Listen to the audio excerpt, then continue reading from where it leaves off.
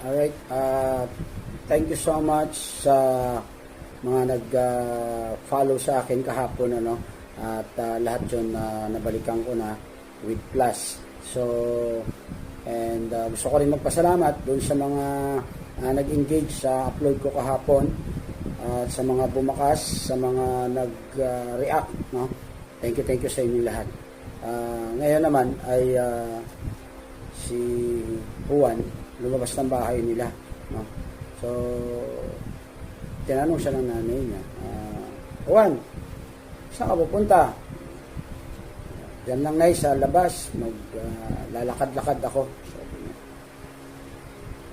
Sabi ng nanay, sige, pero mag-iingat ka dyan, ha, kasi balita ko marami daw aso na nangangagat dyan sa labas. Sumagot siya. Ito naman si nanay, sa tanda ko na to, wala pa ako nabalita ang asong nanununtok.